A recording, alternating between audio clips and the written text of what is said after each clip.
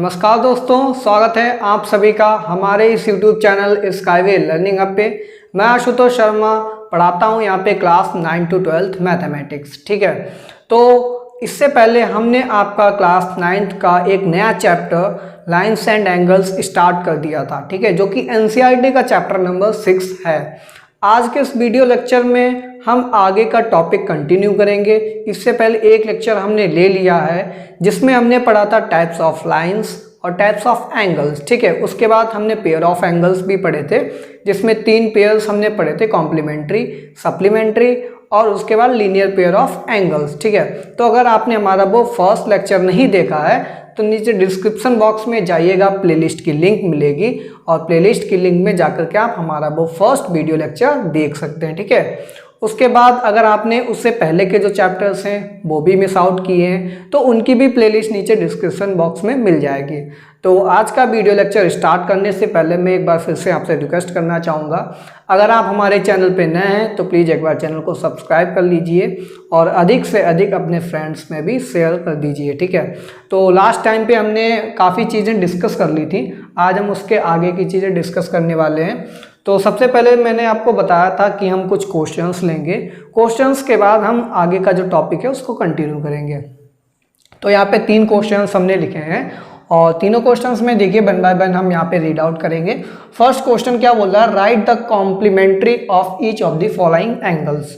तो यहाँ पे कुछ एंगल्स गिवन में है और उनका आपको कॉम्प्लीमेंट्री एंगल निकालना है। तो कॉम्प्लीमेंट्री एंगल में रिलेशनशिप क्या होती थी, पेयर ऑफ एंगल्स में पढ़ा था हमने, 2 एंगल्स गिवन में होते हैं θ1 और θ2। ठीक है, तो उसमें एक एंगल आपको अगर गिवन में है तो आप दूसरा एंगल आसानी से निकाल सकते हैं। आपको बोल दिया जाएगा given pair of angles complementary angles हैं, तो दोनों पेयर ऑफ एंगल्स जो है θ1 θ2 दोनों का सम किसके इक्वल होना चाहिए, 90 डिग्री। ठीक है, तो यहाँ पे देखिए ईच केस में देखेंगे भाई, फर्स्ट केस जो है उसमें हमारा एंगल 20 डिग्री है, इसको लेट हमने कर लिया θ1। तो यहाँ पे θ1 आपको दिया है 20 डिग्री, आपको θ2 निकालना है। ठीक है, तो θ2 कैसे निकालेंगे, θ2 इक्वल टू क्या होगा, 90 माइनस θ1। तो यहाँ पे आपके पास कितना है, θ1 की वैल्यू 20 डिग्री। ठीक है, तो इसका आंसर कितना आएगा यहाँ पे 70 डिग्री। तो यहाँ पे θ2 कितना आया, 70 डिग्री आया है। तो आप जब θ1 और θ2 को ऐड करेंगे तो फिर से वापस से क्या आएगा, 90 डिग्री ही आएगा। 20 डिग्री प्लस 70 डिग्री क्या आएगा, 90 डिग्री। तो कहने का मतलब एक एंगल अगर गिवन में तो दूसरा एंगल हम निकाल सकते हैं। किस बेसिस पे निकालेंगे कि दोनों एंगल्स का सम 90 डिग्री के इक्वल होना चाहिए। तो यहाँ पे देखिए θ1 30 डिग्री गिवन में है, इसको θ1 ब्रैकेट में हम लेट कर लेंगे, एज्यूम कर लेंगे। अब यहाँ पे θ2 की वैल्यू पूछिए, एक एंगल 30 डिग्री है तो दूसरा एंगल हमारे पास क्या निकल के आएगा, θ2 की वैल्यू 60 डिग्री। और जब दोनों को ऐड करेंगे तो ये कॉम्प्लीमेंट्री एंगल्स बन जाएंगे, 90 डिग्री सम आएगा यहाँ पे। ठीक है, उसके बाद थर्ड पार्ट में 45 डिग्री, इसको θ1 हमने लेट कर लिया, तो θ1 45 डिग्री है तो दूसरा एंगल क्या होना चाहिए कि सम 90 डिग्री आए तो दूसरा एंगल हमारे पास 45 डिग्री होना चाहिए। तो दोनों को ऐड करेंगे जब हम θ1 θ2 तो यहाँ पे आंसर आएगा हमारा 90 डिग्री। ठीक है, तो फोर्थ पार्ट पे चलते हैं। फोर्थ पार्ट में हमारे पास लेट कर लिया हमने, ये θ1 एंगल गिवन में है, इसकी वैल्यू कितनी 60 डिग्री और आपसे θ2 की वैल्यू पूछिए और गिवन में क्या है, दोनों एंगल्स कैसे हैं, कॉम्प्लीमेंट्री एंगल्स। तो 60 में कितना ऐड करें, 90 डिग्री हो जाए, तो 60 में अगर हम 30 डिग्री ऐड कर देंगे तो सम कितना आ जाएगा, 90 डिग्री। तो θ2 की वैल्यू कितनी आ जाएगी, 30 डिग्री। इसी तरीके से 90 डिग्री यहाँ पे θ1 हमने लेट कर लिया, तो हमें पता है θ1 प्लस θ2 की वैल्यू किसके इक्वल होनी चाहिए, 90 डिग्री के इक्वल होना चाहिए। ठीक है, θ1 की वैल्यू यहाँ पे 90 डिग्री ऑलरेडी गिवन में है और θ2 की वैल्यू आपको निकालनी है। ठीक है, तो यहाँ से θ2 की वैल्यू कितनी आएगी, 90 डिग्री माइनस ये 90 प्लस का है, उधर जाएगा माइनस में आ जाएगा, तो ये 90 डिग्री कितना आ जाएगा, 0 डिग्री। ठीक है, क्योंकि यहाँ पे ऑलरेडी क्वेश्चन में गिवन 90 डिग्री है यहाँ पे, तो 90 में कितना ऐड करें, 90 में 0 डिग्री ऐड कर दीजिए, 90 ही रहेगा। और हमको पता θ1 θ2 की जो सम होगा वो क्या होना चाहिए, 90 degree in case of complementary angles. उसके बाद सेकेंड क्वेश्चन में चलते हैं, write the supplementary angle of each of the following angles. तो जो क्वेश्चन नंबर 1 है वही क्वेश्चन नंबर 2 है, बस यहाँ पे कॉम्प्लीमेंट्री एंगल पूछ रहा था, अब यहाँ पे सप्लीमेंट्री एंगल। तो सप्लीमेंट्री एंगल हमने क्या बताया था, θ1 प्लस θ2 की वैल्यू क्या होनी चाहिए, 180 डिग्री। तो आपको एक एंगल अगर गिवन में है तो आप दूसरा एंगल निकाल सकते हैं, ठीक है। और कैसे निकालेंगे कि दोनों एंगल्स का सम कितना होना चाहिए, 180 डिग्री। तो यहाँ पे डायरेक्टली हम एंगल्स निकालेंगे। यहाँ पे θ1 सपोज दैट 30 डिग्री गिवन में है और θ2 निकालें, और θ2 की वैल्यू कितनी आनी चाहिए कि θ1 θ2 सम करने पे 180 डिग्री मिले। तो 30 में कितना ऐड करें, 180 मिलेगा, तो 150 डिग्री जब हम ऐड कर देंगे तो यहाँ पे आंसर कितना आ जाएगा, 180 डिग्री। तो θ1 θ2 ऐड करेंगे 180 डिग्री, सप्लीमेंट्री एंगल्स हो जाएंगे। तो एक एंगल गिवन में था, दूसरा एंगल हमने यहाँ पे निकाल लिया। 60 डिग्री सपोज दैट ये हमने θ1 एज्यूम कर लिया, तो यहाँ से θ2 की वैल्यू कितनी निकल के आएगी। तो 60 डिग्री में हम अगर 120 डिग्री और ऐड कर देंगे तो ये हमारे पास कितना आएगा आंसर, 180 डिग्री। इट मीन्स जो सेकेंड एंगल θ2 है वो 120 डिग्री होना चाहिए। फिर थर्ड केस में 120 डिग्री आपको गिवन में है, तो इसमें कितना ऐड करें, ये 180 डिग्री हो जाए। तो यहाँ पे इसमें हम 60 डिग्री और ऐड कर देंगे तो ये हमारा एंगल सप्लीमेंट्री एंगल्स हो जाएंगे, θ1 और θ2। इसी तरीके से 90 डिग्री यहाँ पे एक एंगल गिवन में है, θ1 θ2 की वैल्यू निकालनी है। तो θ2 की वैल्यू कितनी हो जाएगी, 180 में 90 को सब्ट्रैक्ट कर दीजिए, ठीक है। तो 180 डिग्री माइनस 90 डिग्री कितना हो जाएगा हमारे पास, ये 90 डिग्री, ठीक है। तो यहाँ पे देखिए एक एंगल गिवन में था और दूसरा एंगल आप आसानी से निकाल सकते हैं। रिलेशनशिप आपको गिवन में है कि दोनों एंगल्स कैसे होने चाहिए, सप्लीमेंट्री एंगल्स होने चाहिए। लास्ट लेक्चर में हमने आपको ये चीज़ें डिस्कस करके बताई थी, कॉम्प्लीमेंट्री एंगल्स और सप्लीमेंट्री एंगल्स। उसके बाद यहाँ पे थर्ड क्वेश्चन भी सेम है, बस फर्स्ट पार्ट में आपका कॉम्प्लीमेंट्री एंगल पूछ रहा था, सेकंड में सप्लीमेंट्री एंगल, थर्ड में पूछ रहा है रिफ्लेक्स एंगल, ठीक है। तो रिफ्लेक्स एंगल हमने आपको बताया था 180 डिग्री से बड़ा होना चाहिए, 360 डिग्री से कम होना चाहिए। तो रिफ्लेक्स एंगल निकालने के लिए आपको जो गिवन एंगल है वो आपको सब्ट्रैक्ट करना होगा 360 से, क्योंकि आपको रिफ्लेक्स एंगल निकालना। अब ये सारे के सारे एंगल कैसे हैं, 180 डिग्री से छोटे हैं यहाँ पे चारों पार्ट्स में। हमें क्या चाहिए, रिफ्लेक्स एंगल। रिफ्लेक्स एंगल हमेशा 180 डिग्री से बड़ा होता है, तो वो कैसे निकलेगा, तो वो कैसे निकलता है, 360 से आप सब्ट्रैक्ट कर दीजिए। सपोज दैट आपके पास कोई एक्यूट एंगल गिवन में है, ये 30 डिग्री एंगल है, ये हमारे पास एक्यूट एंगल है।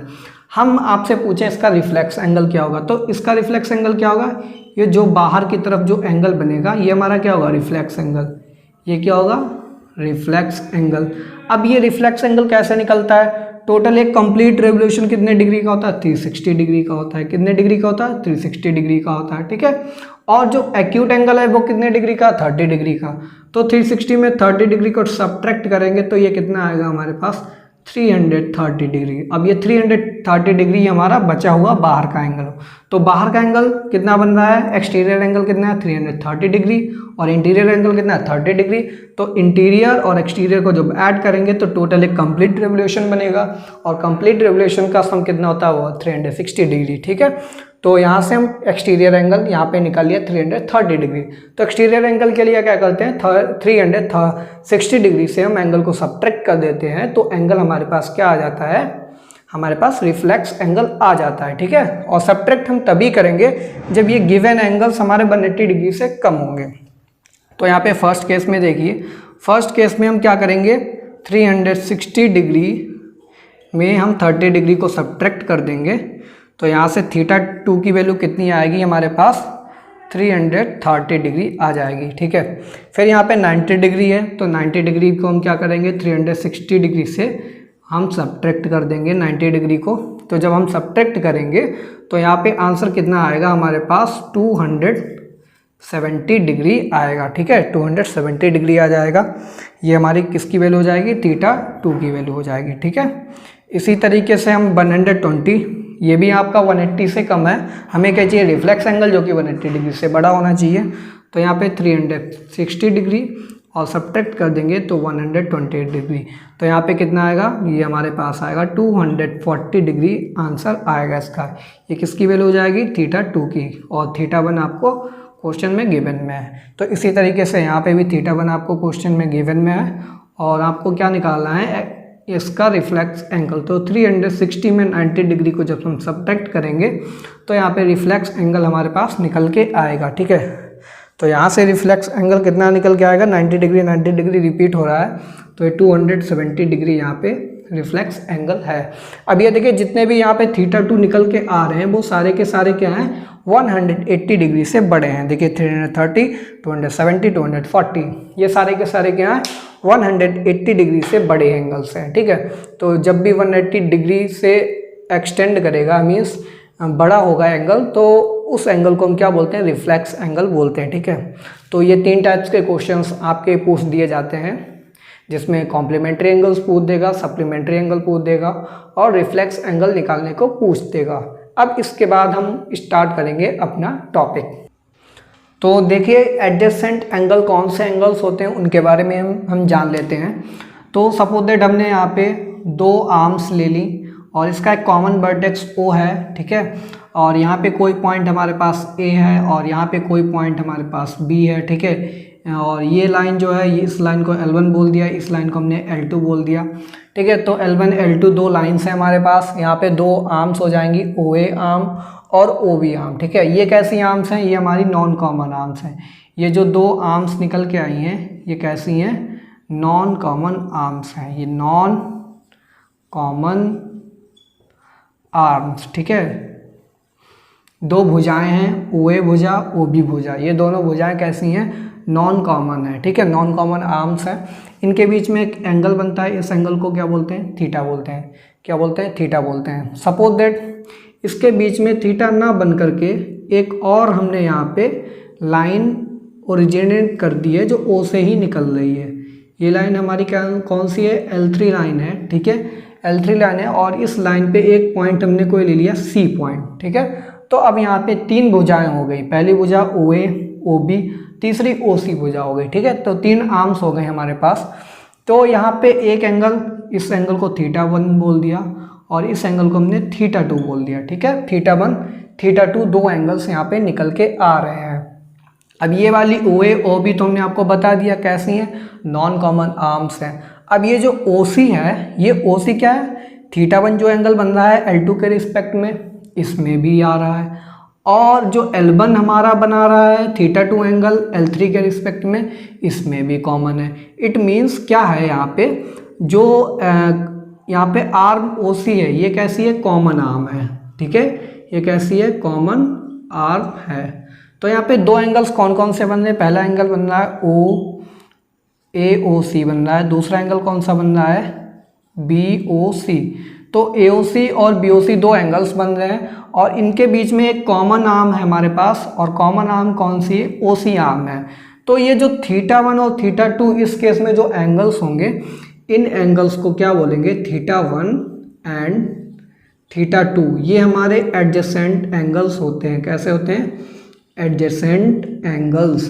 ठीक है, तो एडजेसेंट एंगल्स अगर आपसे कोई पूछ ले तो आप क्या बताएंगे, एडजेसेंट एंगल्स वो एंगल्स होते हैं जहाँ पे हमारे पास 2 नॉन कॉमन आर्म्स होती हैं और 2 नॉन कॉमन आर्म्स के बीच में एक हमारे पास कॉमन आर्म होती है, और वो कॉमन आर्म्स जो हमारी वो कॉमन आर्म होती है वो हमारा दोनों आर्म्स जो नॉन कॉमन आर्म्स हैं उनके रिस्पेक्ट में 2 एंगल्स बनाती है θ1 और θ2।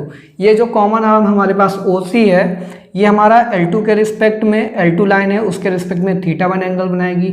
यही आर्म OC हमारी L1 के रिस्पेक्ट में θ2 एंगल बना रही है, और ये जो एंगल्स बन के आएंगे θ1 और θ2, ये θ1 θ2 एंगल्स कौन से हो जाएंगे एडजेसेंट एंगल्स हो जाएंगे। ठीक है, और इन जनरली ये जो नॉन कॉमन आर्म्स होती हैं इनको हम एडजेसेंट साइड्स भी बोलते हैं। ठीक है, जब आप ट्राइंगल पढ़ेंगे, क्वाड्रिलेटरल, पॉलीगन्स पढ़ेंगे तो पॉलीगन में भी इन साइड्स को हम डायरेक्टली क्या बोल देते हैं एडजेसेंट साइड्स। हालांकि वो अभी का टॉपिक नहीं है, अभी आपको केवल जानना था एडजेसेंट एंगल्स कौन से होते हैं। ठीक है, तो ये एडजेसेंट एंगल्स की बात हो गई। अब हम यहाँ पे पढ़ेंगे 2 पैरेलल लाइंस और उनके बीच में एक ट्रांसवर्सल लाइन जब कट करेगी तो कौन कौन से एंगल्स वहाँ पे फॉर्म होकर के आते हैं। हम यहाँ पे 2 पैरेलल लाइंस लेंगे, एक लाइन ये है और दूसरी लाइन ये है हमारे पास। इस लाइन को L2 बोलेंगे, ऊपर वाली जो लाइन है L1 लाइन है। दोनों लाइंस कैसी हैं पैरेलल, तो यहाँ पे पैरेलल का निशान कट कर देंगे हम पैरेलल। ठीक है, जिससे हम दिखा देंगे L1 पैरेलल टू L2। तो यहाँ पे मेंशन कर दीजिए L1 parallel to L2। L1 और L2 कैसी हैं पैरेलल लाइंस हैं। अब इनके बीच में एक थर्ड लाइन ऐसी हम ड्रॉ करेंगे जो L1 और L2 को इंटरसेक्ट करेगी सिंगल पॉइंट्स पे, ठीक है। तो एक स्ट्रेट लाइन हम तीसरी ड्रॉ करेंगे जो L1 और L2 को इंटरसेक्ट कर रही है, क्रॉस कर रही है, ठीक है। तो ये दो लाइंस के बीच में एक तीसरी लाइन हमने यहाँ पे ड्रॉ कर दी है। इस लाइन को हम बोलते हैं ट्रांसवर्सल लाइन। क्या बोलते हैं? Transversal line. टी से हमने यहाँ पे डिनोट कर दिया इस लाइन को। तो इस लाइन को क्या बोलते हैं? यहाँ पे लिख लीजिए, ये लाइन होती है ट्रांसवर्सल, ठीक है। इस लाइन को बोलते हैं हम ट्रांसवर्सल लाइन। तो दो पैरेलल लाइंस और तीसरी लाइन ट्रांसवर्सल लाइन हो गई। अब ये ट्रांसवर्सल लाइन क्या करेगी? जो दो पैरेलल लाइंस हैं इनमें जिस पॉइंट पे इंटरसेक्ट कर रही है ट्रांसवर्सल, उस पॉइंट पे कुछ एंगल्स को फॉर्म करेगी, ठीक है। सपोज दैट ये एंगल हमारे पास एंगल 1 हमने यहाँ पे नेम कर दिया, ये हमारे पास सेकंड एंगल बन रहा है, ठीक है। इसी तरीके से ये एंगल कौन सा है? ये थर्ड एंगल बन रहा है और ये हमारे पास फोर्थ एंगल बन रहा है, ठीक है। तो 1 2 3 4 एंगल्स बने हमारे पास ये पॉइंट। अब नीचे का जो पॉइंट है जहाँ पे सेकंड पॉइंट इंटरसेक्टिंग पॉइंट है L2 पे है, जो वहाँ पे भी एंगल्स बनेंगे। तो यहाँ पे कौन सा बनेगा? ये एंगल नंबर 5 हो गया, ये एंगल नंबर 6 हो गया, ठीक है। और ये एंगल कौन सा हो गया? 7 हो गया। और ये एंगल कौन सा हो गया? 8 एंगल हो गया, ठीक है, एंगल नंबर 8। तो टोटल यहाँ पे 8 एंगल्स फॉर्म होते हैं, 1 2 3 4 5 6 7 8, ठीक है। अब ये एंगल्स कितने टाइप्स के यहाँ पे होते हैं, क्या रिलेशनशिप्स होती है, उनके बारे में हम जानेंगे। वो जानने से पहले हमको ये जानना ज़रूरी है कि इसमें इंटीरियर एंगल्स कितने हैं और एक्सटीरियर एंगल्स कितने हैं। तो अगर हम इंटीरियर एंगल्स की बात करेंगे तो ये जो दो पैरेलल लाइंस हैं इनके बीच में जो एंगल्स बनेंगे, मीन्स इनके इनसाइड रीजन में। तो L1 के इनसाइड रीजन कौन सा है? ये डाउनवर्ड वाला रीजन है जो, ठीक है। और L2 का जो इनसाइड रीजन कौन सा होगा? ये अपवार्ड जो होगा, ठीक है, ये रीजन होगा। तो इन दो रीजन्स के बीच में जो एंगल्स बन रहे हैं कौन कौन से? 2 3 5 8, ये कैसे हैं? इंटीरियर रीजन में है, पैरेलल लाइंस के इंटीरियर रीजन में आ रहे हैं, तो इन एंगल्स को क्या बोलेंगे? इंटीरियर एंगल्स, ठीक है। तो यहाँ पे मेंशन कर दीजिए इंटीरियर एंगल्स। तो इंटीरियर एंगल्स कौन कौन से हैं? तो एंगल नंबर 2 और एंगल 3, एंगल 5, एंगल 8, ये कैसे एंगल्स हैं? इंटीरियर एंगल्स हैं। उसके बाद अब जो बाहर की तरफ है दो पैरेलल लाइंस के, एक तो इंटीरियर रीजन हो गया, अब जो बचा रीजन है वो कैसा हो जाएगा? एक्सटीरियर हो जाएगा। तो L1 के ऊपर वाला जितना रीजन है वो एक्सटीरियर रीजन हो जाएगा, L2 के नीचे वाला जितना रीजन है वो एक्सटीरियर रीजन हो जाएगा। तो एक्सटीरियर रीजन में जितने एंगल्स बनेंगे उनको क्या बोलेंगे? एक्सटीरियर एंगल, ठीक है। ये कैसे एंगल्स हो जाएंगे? Exterior angles. तो एक्सटीरियर एंगल कौन कौन से हैं? एंगल 1, एंगल 4, एंगल 6, एंगल 7, ठीक है। तो इंटीरियर एंगल्स और एक्सटीरियर एंगल्स हमने यहाँ पे पता कर लिए। अब हम बात करेंगे टाइप्स ऑफ एंगल्स जो यहाँ पे फॉर्म हो रहे हैं। तो नंबर 1 यहाँ पे एंगल होते हैं वर्टिकली अपोजिट एंगल्स, ठीक है। यहाँ पे लिख लीजिए वर्टिकली अपोजिट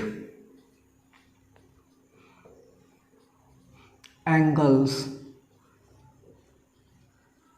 तो अपोजिट से आपको समझ में आ रहा होगा एंगल्स कैसे होंगे? आमने सामने होंगे।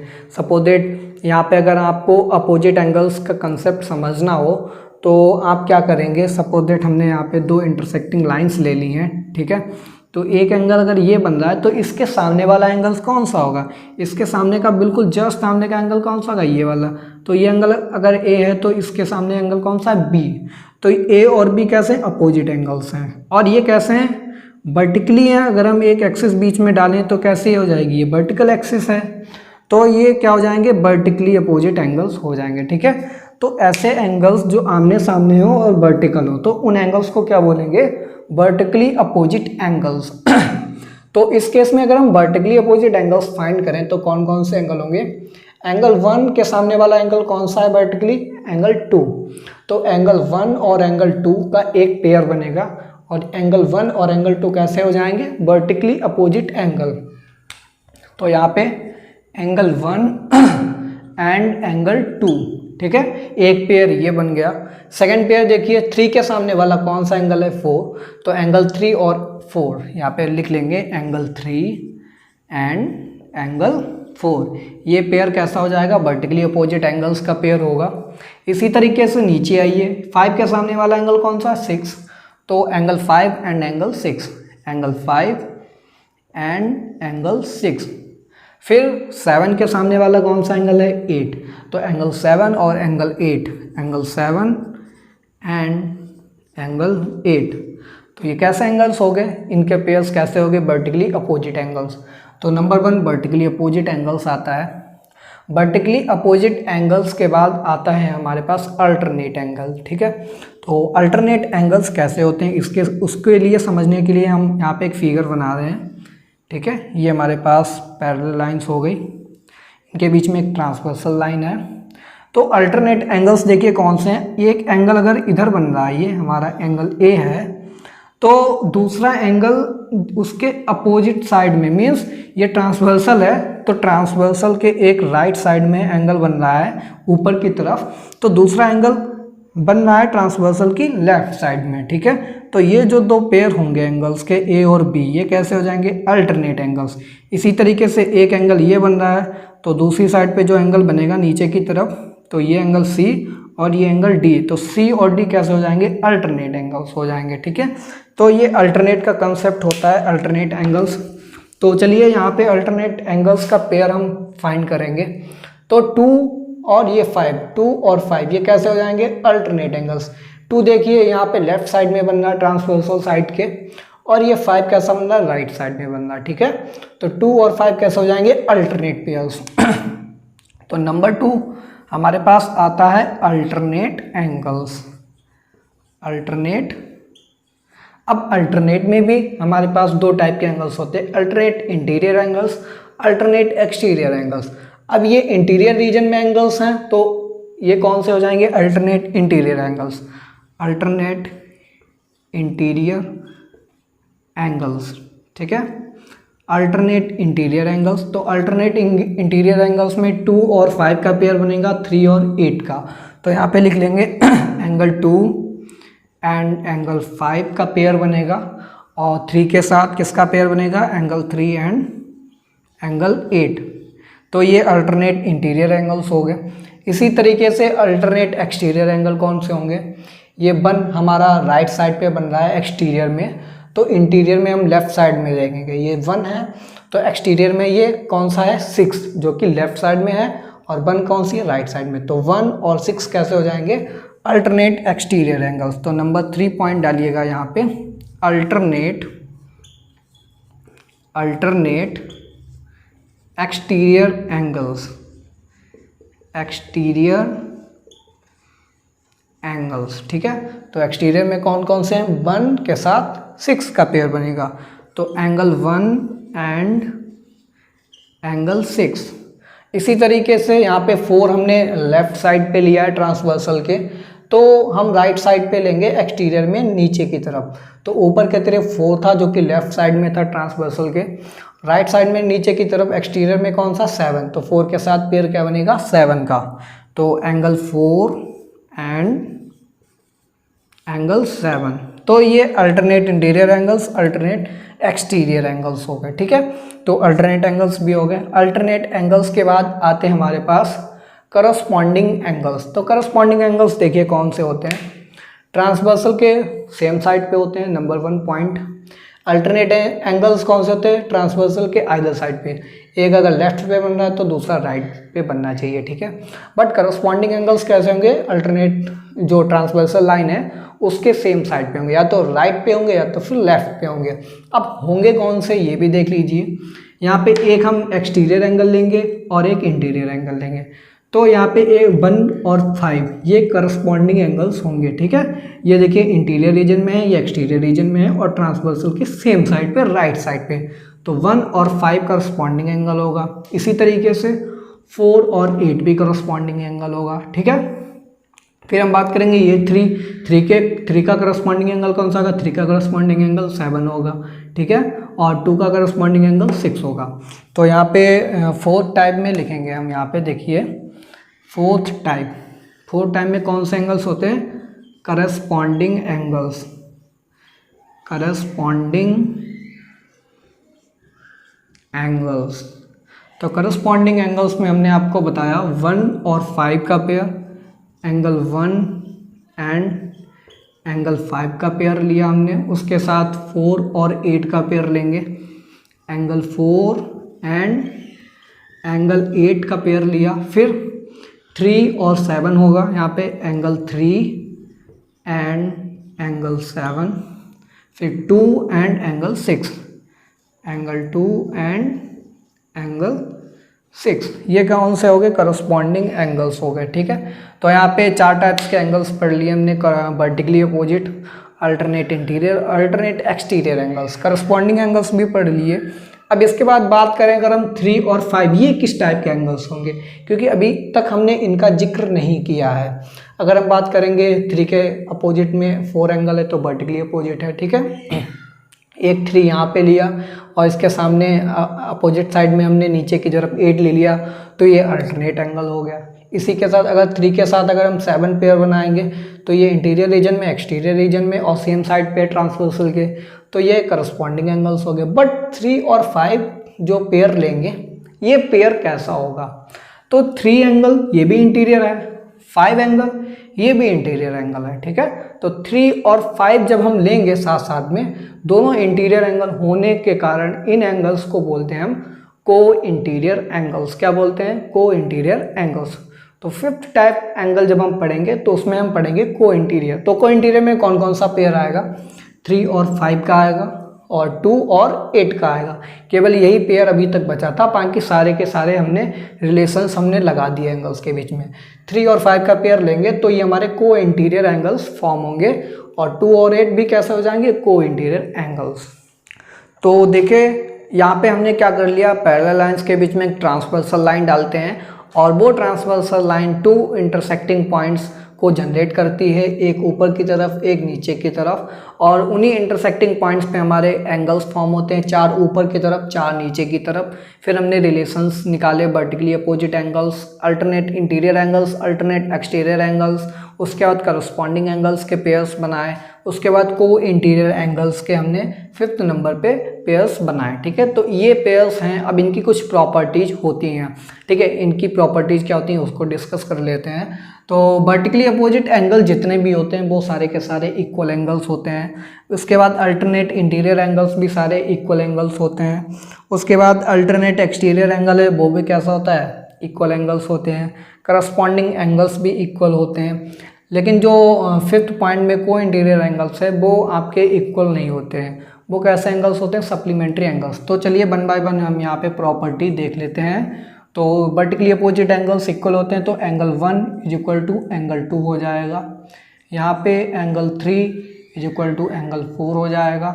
फिर यहाँ पे क्या आ जाएगा? Angle 5 is equal to angle 6 हो जाएगा। यहाँ पे देखिए 7 इज इक्वल टू 8 हो जाएगा। ठीक है, वर्टिकली अपोजिट एंगल्स कैसे होते हैं? Equal angles. फिर उसके बाद अल्टरनेट इंटीरियर एंगल्स भी कैसे होते हैं? Equal angles. तो एंगल 2 किसके इक्वल होगा? एंगल नंबर 5 के इक्वल। फिर यहाँ पे angle 3 is equal to angle 8।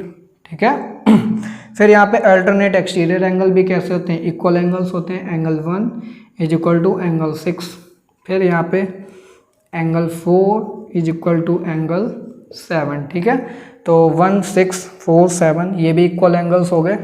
Corresponding angle होते हैं वो भी इक्वल एंगल होते हैं। तो angle 1 is equal to angle 5। फिर angle 4 is equal to angle 8। फिर यहाँ पे angle 3 is equal to angle 7। फिर यहाँ पे angle 2 is equal to angle 6। तो यहाँ पे 4 एंगल्स जो हैं स्टार्टिंग के, vertically opposite, alternate interior, alternate exterior, corresponding angles, ये सारे एंगल्स इक्वल होते हैं। बहुत ही इजी प्रॉपर्टी है। अब जो 5th एंगल्स के लिए प्रॉपर्टी है, ये हमारे सप्लीमेंट्री एंगल्स होते हैं। कैसे होते हैं? Supplementary angles. ठीक है, ये हमारे सप्लीमेंट्री एंगल्स होते हैं। अब सप्लीमेंट्री एंगल्स का मतलब है हमारा जो सम होगा, ये जो पेयर हमने बनाए, इन दोनों पेयर में जो एंगल्स हैं इनका सम कितना होना चाहिए? 180 डिग्री। एंगल 3 प्लस एंगल 5, इसकी वैल्यू कितनी होगी 180 डिग्री। इसी तरीके से एंगल 2 प्लस एंगल 8 का जो पेयर है इनका सम कितना होना चाहिए 180 डिग्री। ठीक है, तो ये हमारे पास एंगल्स हो गए और एंगल्स की जो प्रॉपर्टीज़ हैं उनको हमने यहाँ पे डिस्कस कर लिया है। ठीक है, तो आज के लेक्चर में हमने आपको क्या क्या पढ़ाया, हमने स्टार्टिंग में क्वेश्चंस कराए थे, क्वेश्चंस के बाद एडजेसेंट एंगल्स डिस्कस किया था क्या होता है, फिर उसके बाद हमने ये ट्रांसवर्सल लाइन और दो पैरेलल लाइंस वाला जो केस है इनमें जितने 5 टाइप्स के एंगल्स हैं उनको भी डिस्कस। तो आज के लेक्चर में इतना ही था। अब हम आने वाले अपने नेक्स्ट लेक्चर में आगे कुछ थ्योरम्स हैं, ठीक है, इसी टॉपिक के ऊपर बेस्ड उनको हम थ्योरम्स को करेंगे, प्रूव करेंगे। उसके बाद कुछ क्वेश्चंस भी हैं उनको भी सॉल्व करेंगे। ठीक है, तो आज के लेक्चर के लिए इतना ही था, मिलेंगे अपने हम नेक्स्ट लेक्चर में। तो स्टूडेंट्स, मैं एक बार फिर से आपसे रिक्वेस्ट करना चाहूँगा, अगर आप हमारे चैनल पे नए हैं तो प्लीज़ एक बार चैनल को सब्सक्राइब कर लीजिए और अधिक से अधिक अपने फ्रेंड्स में भी शेयर कर दीजिए। आज की वीडियो अगर अच्छी लगी हो तो लाइक, कमेंट और शेयर करना बिल्कुल भी मत भूलिएगा। So thanks for watching, have a good day.